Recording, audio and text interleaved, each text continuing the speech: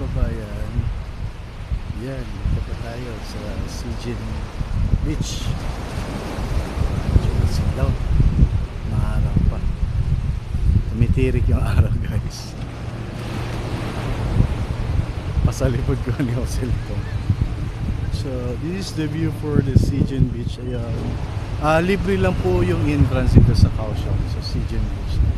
Ayan, makikita mo yun si kuya nag-exercise. Okay dito ayos, malinis, nakakawala sa stress. Nicho sama exercise niya lihay sifo pa. Wakan ganito.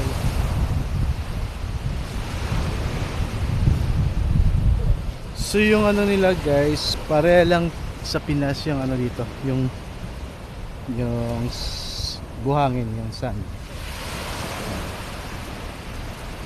Medyo masilaw. Yan si Lolo, yan, nag-exercise.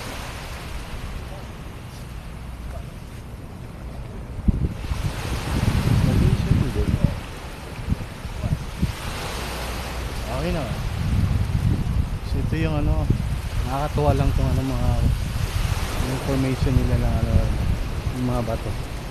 Ito pala yung ano, ito yung sinasabi nila na parang yung pang ano sa mga waves, kasi ano to, open sea siya eh. So ganito yung rock formation niya, pero sinadya talaga nila tong ano, ganito yung ano, yung style ng paggawa ng ano, para lulusot yung alon, di masyadong ano, yung malapit sa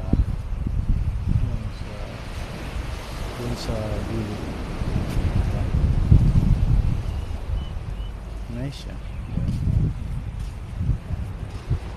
Rocks.